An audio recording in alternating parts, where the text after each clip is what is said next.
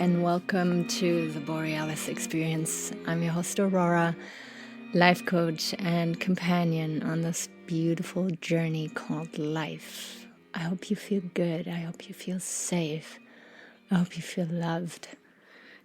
If you're not feeling well at the moment, I hope you get the help that you need, and especially hope that my episode here can help you on your path to feeling better. Today is the first day I'm recording outdoors again. I'm enthused. I'm so excited. And you might be hearing squirrels and birds out there, or maybe my dog sniffing around. It's wind still, if you say that in English, which is very uncommon here in southern Alberta. And it's just a fabulous day, and I'm very excited to be sharing some of that energy with you. Today, I want to talk about your interpretation of your story, situations, your past. You see, when it comes to coaching, I love to listen to people's stories. I love to get to know people on a deeper level. But what is most important for me is to find out what my client is making out of the story. What are the conclusions, the assumptions that he or she made about him or herself? Is it a positive conclusion, an empowering one, or is it one that is making the person feel small, unimportant, worthless? You see, let's look at two people, person A, person B. They both live on different continents. They have nothing to do with each other.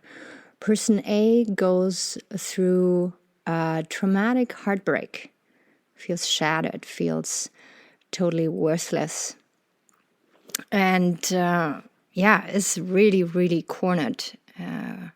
Feels depressed and doesn't know what to do with her life anymore. Person B is also going through a heartbreak, and it's also very miserable and sad, but person B is given tools that help her to make different conclusions than person A. And even if person B wasn't getting a coaching, it can very well be that she makes a very different conclusion about herself because of the heartbreak. You know, some people can go to a job interview and get rejected and might just think, oh, well, it was just not meant for me, and I will knock at the next door tomorrow. And another person goes through the very same interview with the same boss, the same vibe, the same reasons for rejection, and they are just totally shattered. Why is that? Why are people so different? Because we perceive life very, very differently. And we made conclusions about our past that are not similar most of the time with people that we have around us. We're all very unique. We're all very special. But it is really important to look at your interpretation and to see how this is secretly guiding you through your life. Let's say that you are dating and you keep not meeting people that are really in alignment with your values. How do you approach dating? Do you approach dating as, that's something what I have to do because my parents want me to have children and get married? Or I have to be dating because I hate being alone. We all have different motivations why we want to date, why we want to be out there. And sometimes our inner world is on a very unconscious level manipulating our outcomes. We can't really make sense of why this person doesn't want to go out with us anymore. Well, maybe they sensed this vibe that you don't really want to be dating, that you're doing it for the wrong reasons. And that's what they are replying to. So with coaching, you can make a lot of sense out of yourself. Blind spots. I had an episode about blind spots that I would suggest you listen to if you're interested in this. Because if we are not being made aware of what our blind spots are, of what our beliefs are about ourselves, about life in general, then we will keep running against a wall.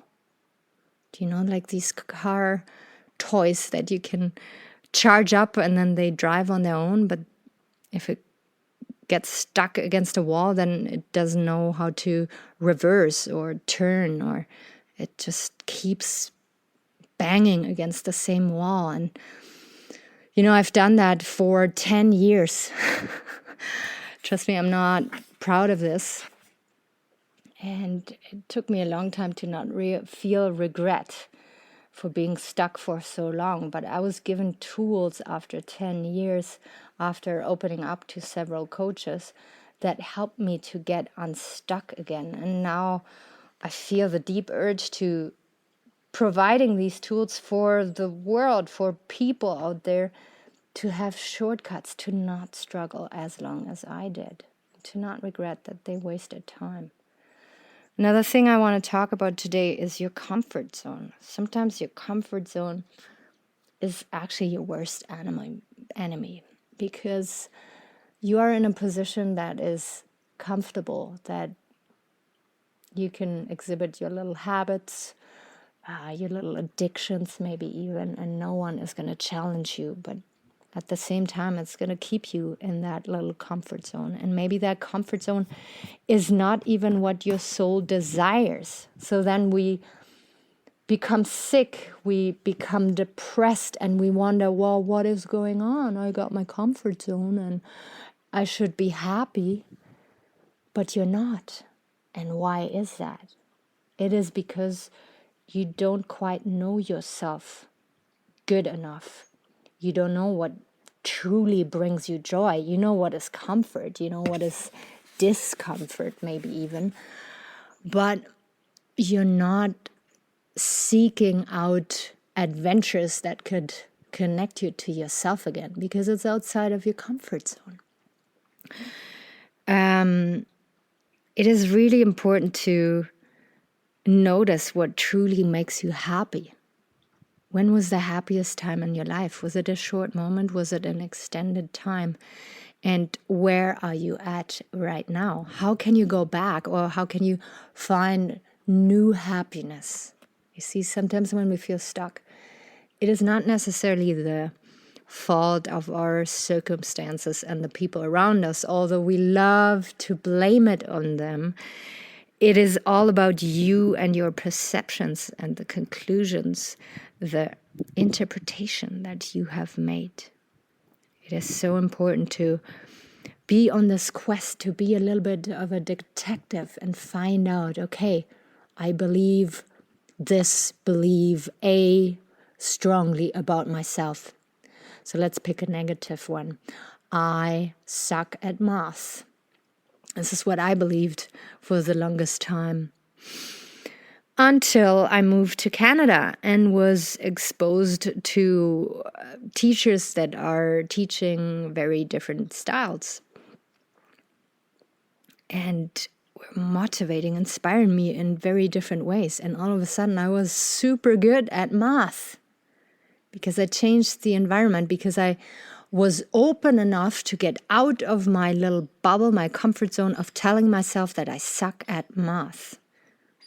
And this is what I'm wishing for you, is that whenever you have a belief, whenever you feel like, yeah, you're not enough, yeah, you don't got it, you are going to be stuck in this situation forever. Is this thought really true? Is that belief true? Why is it true? What would happen if that belief would just drop And I encourage you to look up Byron Katie, because her work is just incredible. She walks you through these 4 steps of questioning your beliefs and asking yourself again, really? This is your software, maybe even the hardware that your brain was running on for the last decade. But is it really true? Is that really something I want to keep pursuing? You're going to have the same outcome every time you approach a new project if you don't change your mindset. Again, it is not your circumstances. It is not the people around you. It's how you see the world, is what you believe you deserve, is what you feel is in alignment with your identity. But if we go back and find out, who are you? What are you made of? You will very quickly see that those beliefs are working against you. They're holding you back. They're preventing you from meeting your desired partner. You see, when we start dating and we still feel that we're not worthy for love, that love is a mess, love is something dangerous, you will never fully open up to your partner, because those beliefs are going to be running in the background, in the back of your mind, and they're going to, hold the strings, and you being a little puppet. I don't want you to be a puppet anymore and a victim of your beliefs. I want you to be self-empowered. I want you to exactly know who you are, what is good for you, what do you desire to see in your life, what is it you want, instead of focusing on what you do not want. See life as a cab driver. Whenever you sit in a taxi and a cab, what are you going to tell the driver? Are you going to tell the driver, I don't want to go to B, I also don't want to go to C, also don't drop me off at D. At E, I had a really shitty experience. Do you say that to your cab driver? I sure hope not.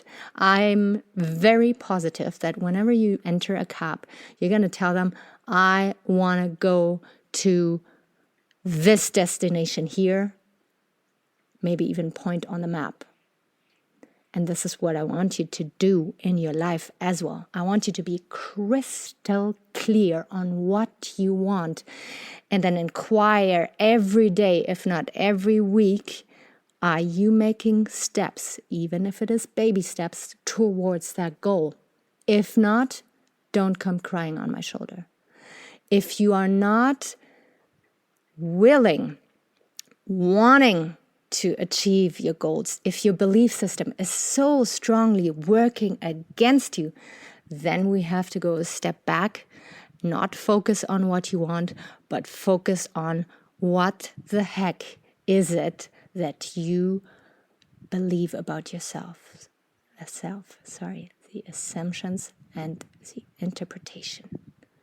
All right, I'm going to leave you with this. Take really good care of yourself. And if you feel called to start a journey with me, please contact me on Facebook. If you haven't already, subscribe to my podcast here. And you would do me a huge favor if you would leave me a 5-star review and a rating on Apple Podcast for people to find my podcast a little bit faster. All right, take care. I'll drink a big cup of water now, and I'll be out there for you on Monday again. Bye-bye.